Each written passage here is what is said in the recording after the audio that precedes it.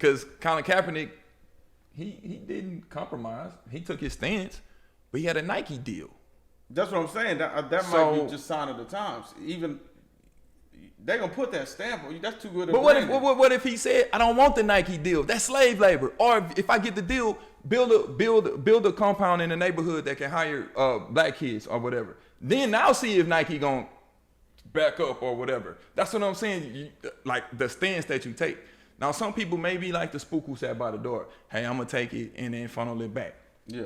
I don't know. I'm on the outside looking in. I don't want to feel like I'm judging any of these people. I'm just saying at that time when they took those strong stances, yeah, I get it now. It seems more lucrative. That's what we're talking about in this show. It seems more lucrative now that you can be uncompromising and it can pay off. Yeah, I feel you on that. Or to look uncompromising. Professor Griff got kicked out of Public Enemy. Yeah. Even though a group like Public Enemy, he got kicked out. He made comments about Jews. He's like, hey, I'm not gonna compromise. It costs. You gotta ask yourself, what am I willing to compromise or not, or my integrity at the end of the day? How much can you be bought for? How much can Rob? What, like, hey, if I'm vegan, sure, somebody come to me and say, hey man, I want you to do the got milk thing. And how much apologizing does Nick Cannon have to do before he can get his deal back? Yeah. There we go. Ray was bought for about 70,000 because I wasn't saying nothing. He started. He hit that Obama talk. See, I think what happens with Umar sometimes, he's so brilliant in his lane, but then like, you know, when he starts explaining things, well, just gotta have the right consultants. That's what I would say about that. If you had the right consultants with you, there have been projects that have been done 100%, you know, black, from the design work to the general contractor. Mm-hmm. But you have to have the right consultants on the job to know what to do. You got to know who to reach out to and say, okay, I need someone for this, I need someone for that. It's just having the right consultants in anything. Mm-hmm. You got to have the right consultants, and that would be my advice to it. Is just like if let's say BLM wanted to build a school, they got to acquire the land. They got to assemble a team. If they want to do it, and they say, hey, we want it to be black, they have to do the research and find. Well, one thing about BLM, BLM gonna go on Canva and put that Canva report together and have it on their. They gonna have that big number. 6 acres have been bought. They gonna, but like, so do we want to delve into co-opting of? Well, see, that's the thing I was gonna ask you, is because it's like, is that damned if I do, damned if I don't? Because on one hand, talk about, you know, hey, this brother here shouldn't be so outspoken. His narrative should be coming from a team. But then on the other hand, you know, we could say like, hey, you know, when a team, or when the wrong team, or I'm gonna even say the team, when the financial benefactors come in, I mean, is accepting the money in and of itself already in an reception of being co-opted? Because what BLM seemed to represent when Trayvon Martin died seems to be a lot different than what they represent in George Floyd era.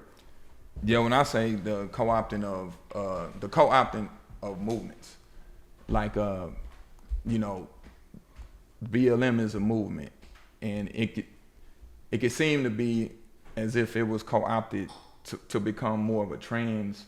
Yeah, it started out a black movement and it became a LGBT lifestyle movement. You know? Yeah, so it becomes co-opted, and the reason why I brought it up because you know, with GHH, once again, man, you know, the H stands for history. Yeah, most definitely. There's always an antecedent or a precedence that history can teach us from.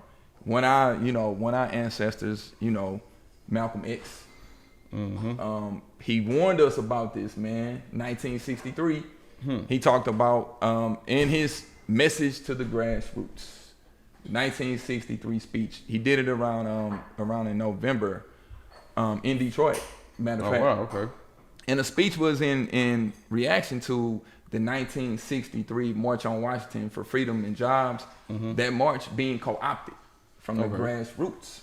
So he's laying it out in this speech and letting black people know, like, hey, this movement is being co-opted. It's been taken from the streets. It's being taken out of y'all hands. And it's been given to these civil rights leaders. He called them the Big Six. Yeah. 6 different civil rights leaders that he's saying were co-opted. So an organization was started, the CU, it's the Council for, I got it written in my notes, the Council for United Civil Rights Leadership. Okay. So it was considered an umbrella group formed in June of 1963 to organize and regulate the civil rights movement. So you got SNCC, the SNCC, Student Nonviolent Coordinating Committee. Yeah. You got NAACP. You got the SCLC. You got, with Martin Luther King. You had what's some of the names? I can't remember them. Yeah, All I didn't off know the, NAACP was founded by non-black people. Well, the leader, Roy Wilkins. You had Young, Randolph. You had these different people, and then message to the grassroots. What Malcolm was letting people know is like, hey, what was going on? That march on Washington in 1963 was supposed to be totally different. Black people were going out there to raise hell. Word started getting out. Kennedy and those guys, they started seeing that, okay, it's some dissension amongst the civil rights leaders.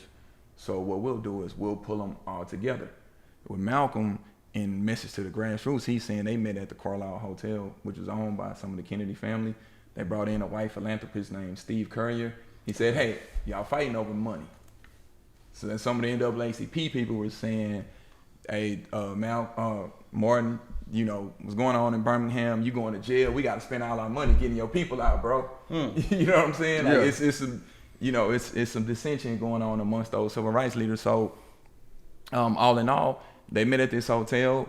They had Steve Currier, and they had Stephen Currier, and I want to say another historian was quoted as saying it was 96 corporations and foundations that met for a fundraising breakfast at the Carlisle Hotel. 800,000 was raised, right? Donations came from the Ford Foundation, Rockefeller Foundation, and 93 other businesses and foundations.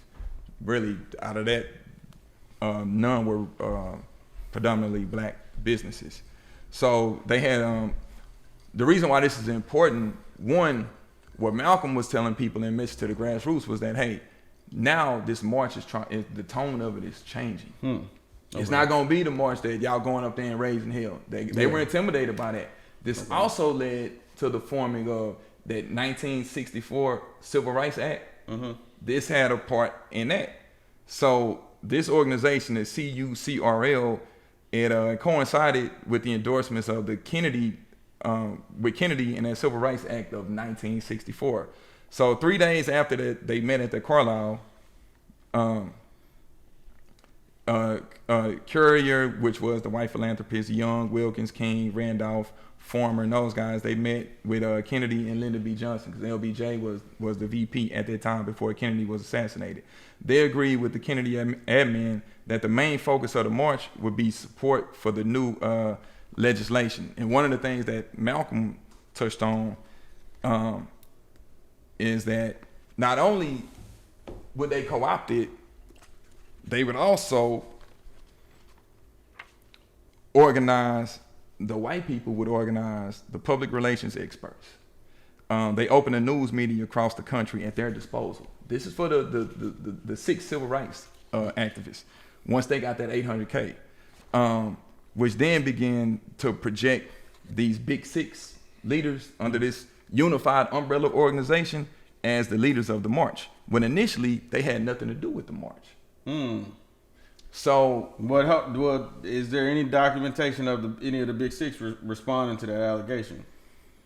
I don't know if I hadn't seen anything where they responded directly to Malcolm, but I've seen from reading Message to the Grassroots and listening to it, and then another historian coming out and documenting that, what Malcolm was saying was correct.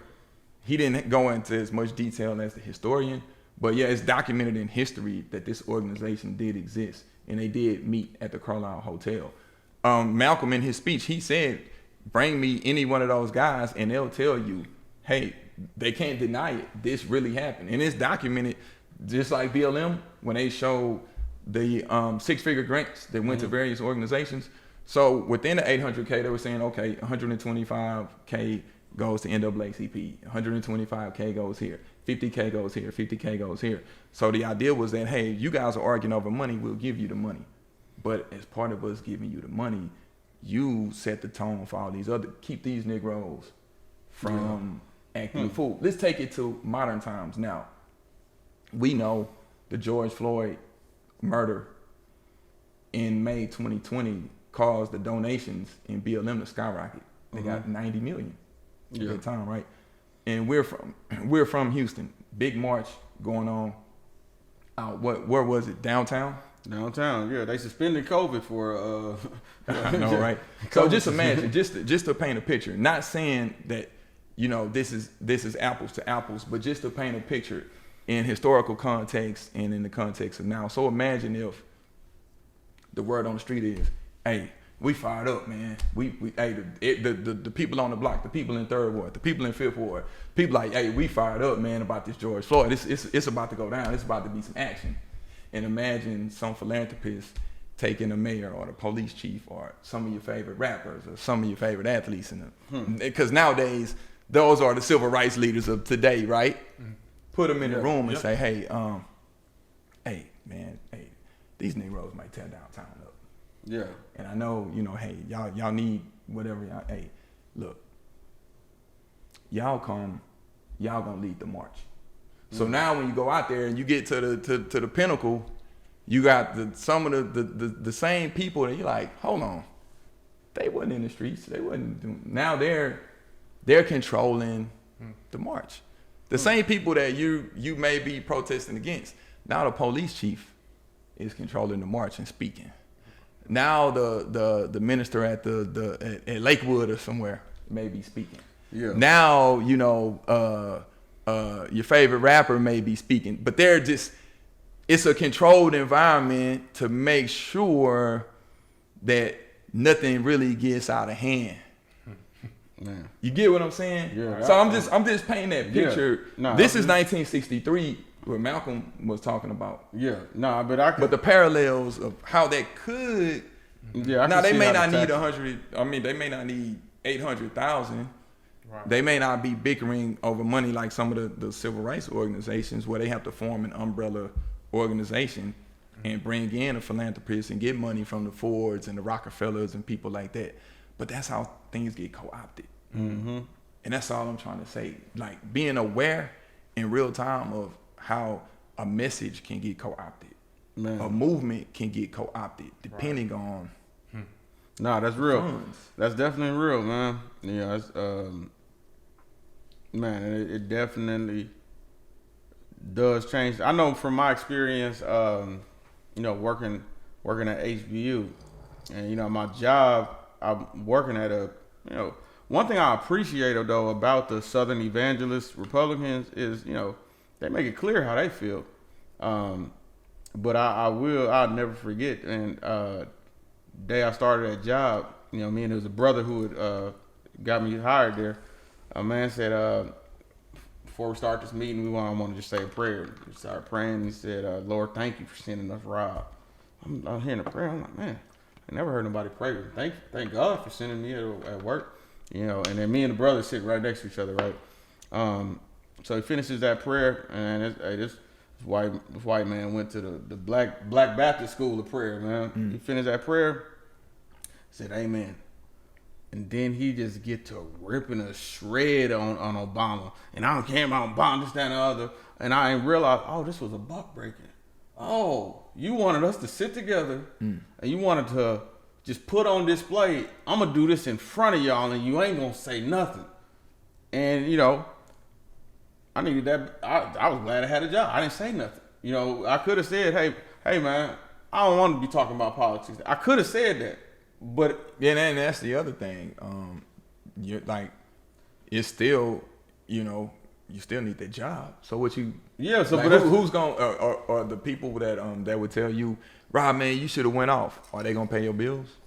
if you need your bills to be paid. So it's two sides Yeah. to a coin. I try not to ask people to do stuff that I'm not willing to compromise. Yeah, and that's why, and that's my whole point. Even bringing up that story was just the fact that, like, yeah, when money gets involved, your talking points change quick.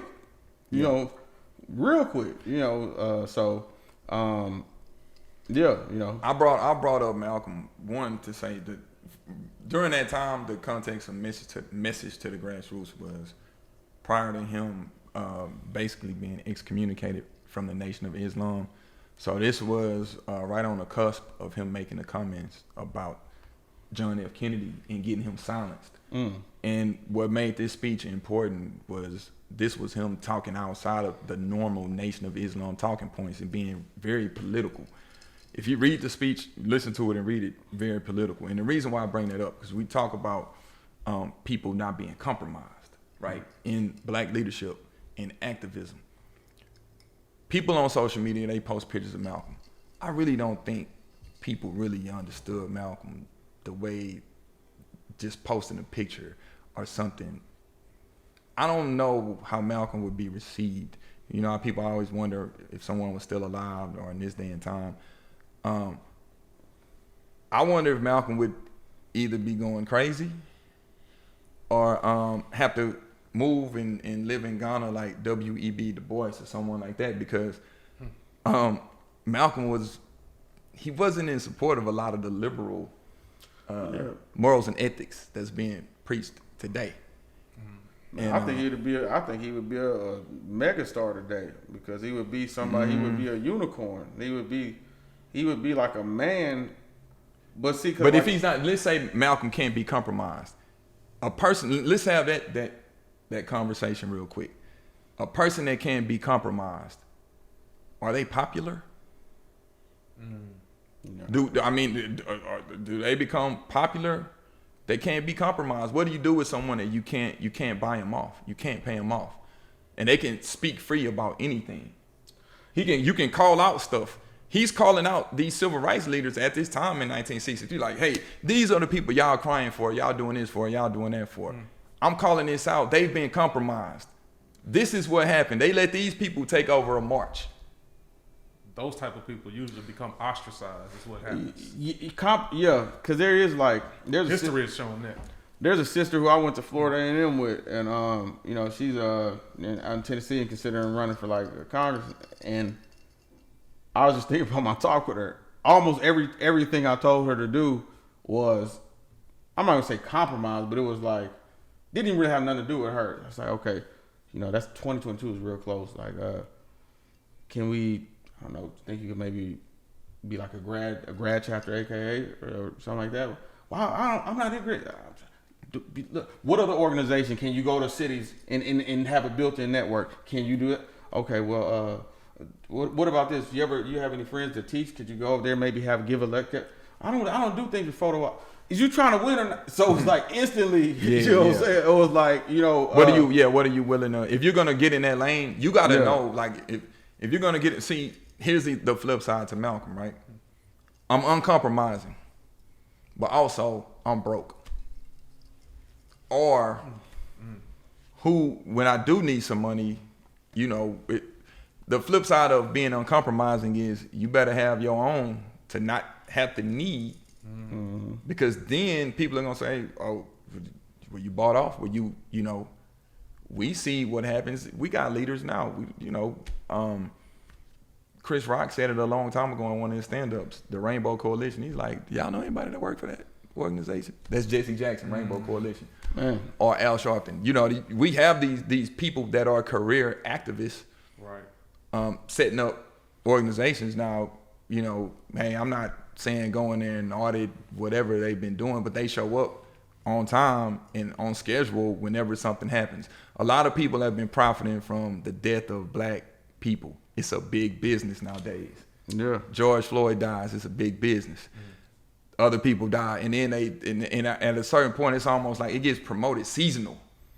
It's a gang of people being killed by the police, and it happens, boom, boom, boom, boom, boom. Then it kind of goes away, and then it kind of comes back, and then it kind of goes away, and then it kind of comes back, because we're only being shown what they want us to see. But then it's a lot of money that comes from that. Word. You know, the money that goes here and here and here and here, profiting off of it. How much of that, like you said at the beginning, goes back into building some type of institution or some type of infrastructure? I gotta commend Umar for having the idea. Right. A lot of people won't even give the idea. But then when you have a brother, and I hate that I can't remember his name, that went on Rolling Martin, it's like, hey, 21 or, you know, young brother that was talking about building a school, and Rolling Martin basically critiqued him and criticized the young brother. And he's like, no, I'm starting my own school. He's not getting all the notoriety that some of these other guys. There's some things that are coming out about, you know, his dad is like an FBI. Some of the some people. So now they put now the villain now he's gonna get villainized, and that's the other thing about when but you it's come not out, Roland saying that. That's more like Tyreek who, you know, presented that information. or whoever wants to be the leader of all things black. You know. Now I do think we shouldn't be competitive. I do feel like, to your point about that though, man, like it's almost like I'm not calling them like clowns and but it's almost like a WWF of like Royal Rumble of who gets to be the supreme thought leader on black, where it's like, you know, if you think about it, damn near shit, I would say 60% of black activists almost have beef with each other. You can't have Roland and not Roland, he's not Umar and Tyreek in the same room, and then you have this person with that, you know, it's like. So imagine that, the same thing you talking about, and then compare it to the Big Six, and somebody come in and say, what y'all arguing over? All right, Umar, you need some money? Here's a check, man. Go build your school. Tariq, what you got? You want to do some hidden colors again? Here's a check. Go, boom, do what you got to do. Umar not taking that check from Edomites. Umar ain't taking that check. But hold on, just let me. I'm not saying literally. I'm not saying that they're gonna might, do it. I don't know. You know what but hear me out. I'm not saying. Yeah. I'm giving you some context, and this is how this stuff happens. Yeah. You got these people bickering. Yeah. We're gonna start an umbrella organization. Hey, what you need? All right, here's the check. Go. You got it. You got it. You got it. But in order for you to do it, who's in control of it? The person that's writing the check. Because now they're in control of it. So now then the conversation on economics comes up. And I don't believe the whole thing. One thing about like we don't have the money, we have the money. Like we don't have the money habits, but we have the money. You know, that's why the beauty supply store and the liquor store and everything else is in the community, because we have the money. You know, so I do feel like when we start funding ourselves, not only do we get a more accurate projection, we have a better understanding. You know, they don't understand that. Oh, you know, Ricky got a low credit. Ricky came to college. He was from the Bronx. He didn't know nothing about it. He got a bunch of credit cards. Ricky just got a business. We'll give him an opportunity. We can have that discretion and compassion with our own, you know, if we're in control. But when we do have our institutions, it doesn't seem like there's. It rolls back to where we kind of, you know, wrap it up with a bow. We touched on a lot of good stuff. Blackness and living a black existence. I don't want my black existence to only be on social media if I ain't living it. I'm tweeting blackness from the suburbs, and all my neighbors are the opposite of what I look like. In the places that my kids go to school, and none of it is a black existence. Or am I gentrifying my own neighborhoods and moving back into them and sending my kids to those schools and patronizing those black businesses and going to those black churches and going to, you know, and being with that community. So now when I'm on social media talking all my black stuff, I'm actually living a black existence. Not just tweeting a black existence. Right. Not just Facebook posting a black existence. Not just Instagram going whenever they have an exhibit, and then I come to the hood and take a picture, black existence. Like, nah, man, I ain't. Forget the victim Olympics. Yeah. What is it? Hey, go back to your neighborhood. You can live the black existence that you want. Yeah, and expect the best from us too, because you know, just Side note, my resale thing, I had a sister, sold her a printer earlier today. The printer had a little error issue. But when it had an error issue, she didn't go on Facebook and say, this what happened when you buy from a black, this, that, and the other. She called me. I said, oh, really? Oh, let's work through this. I sent her back. We were in communication like some undergrad students. Right when I was about to text her, I said, you know what? I got something else. It's a little more expensive, but I'm going to just give this to you because she texted me and said, oh, no, it's working. Don't even worry about it. I got it. It's cool. You have a good night. I really appreciate you. Because she was living black. She wasn't. One thing that I just get so tired of is these, what's wrong with working with us? What's wrong with that? If you ask that question, you was wrong, you know. I'm going to say this before I'm off my soap. My TED Talk done. You know. My words in not to be judgmental on any of this stuff. These are just from reading and understanding and starting with message to the grassroots, because he's saying the message is to the grassroots, and maybe I'm the spirit of my message to the grassroots of people that's watching this, like the grassroots, not the people in the high rise, the grassroots. It's like, hey, we get a little money, the first thing we want to do is go out around people that don't look like us and then complain. Yeah, it's back to the Patrice colors. You going to get a house, $1.8 million house in a neighborhood that's 1% black, but you're the founder of Black Lives Matter. She could have spent $250 in front of that and had the whole block. You know what I'm saying? But you're saying, oh, it's for my family, or okay, so you don't want your family, you want them to live that existence as a, you know, but the danger in it in not being compromised, sometimes you can live a lonely life. The athletes prior to the Colin Kaepernicks, and some people will lump a Serena Williams or, you know, the tennis player that wore all of the Black Lives Matter, or the names of the different people, Osaka. The uncompromising people of an Mahmoud Abdul Rauf. Now you blackball. You don't get on the NBA team. Yeah, that's the correct. See, that's the thing. Kind of where I'm at with it is like now activism is equivalent to entertainment. Yeah. So I'm an entertainer. Marketing. It's marketing. This is what I'm playing a role. I'm an actress in the movie called Black Lives Matter. Yeah. That's what it feels like to me. Yeah. Yeah. Or you get a book deal. If that's just your job, that's just your job. Yeah. Or you get or through the entertainment, you get deals to create black content. Now, being uncompromising is John Carlos, Tommy Smith, the Olympics, 68 Olympics. They threw up the black fist. They had the black gloves. They had that was hard to come back from that. Muhammad Ali, that was hard to come back from not going to war, losing your belt, not knowing if you would be able to restart your career. That's hard to come back. Those were, you know, hey, they took a strong stance and they paid for it financially. Now you would have to ask them, hey, would you do that all over again? Some of them may say, hell yeah. Some of them may say, I don't know. Mahmoud Abdul Rauf is documented. Certain people, they take a hard stance. Malcolm X was taking a hard stance on things. And it's not to romanticize a lot of this, but it's just to give the people, you know, they two sides. And I think we can continue this on a future episode, but I do, being fair, it's kind of hard to say uncompromising, but all the uncompromisers come from 30 years ago. Because on the flip side, I could say, I think John Carlos is it John Carlos?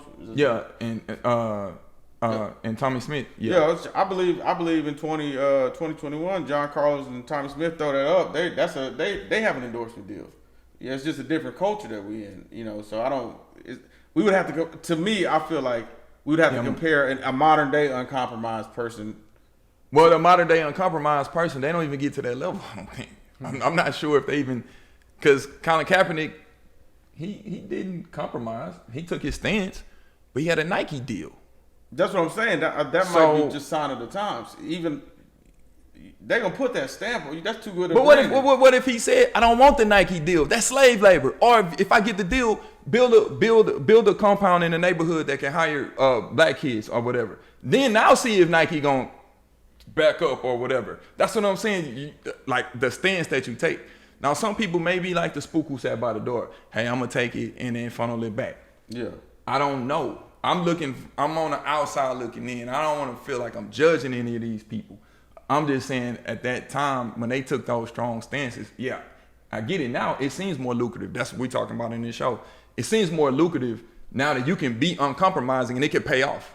Yeah, I feel you on that. Or to look uncompromising. Professor Griff got kicked out of Public Enemy. Yeah. Even though a group like Public Enemy, he got kicked out. He made comments about Jews. He's like, hey, I'm not gonna compromise. It costs. You gotta ask yourself, what am I willing to compromise or not, or my integrity at the end of the day? How much can you be bought for? How much can Rob, what, like, hey, if I'm vegan, sure, somebody come to me and say, hey man, I want you to do the got milk thing. And how much apologizing does Nick Cannon have to do before he can get his deal back? Yeah. There we go. They was bought for about 70,000 because I wasn't saying nothing. They started. He hit that Obama talk. I'm just talking to the world like I'm shit. I ain't. Yeah. So, I mean, that's a little different work versus that. But yeah, you know, it's a rabbit hole to go down. So hey, we all got a job to do.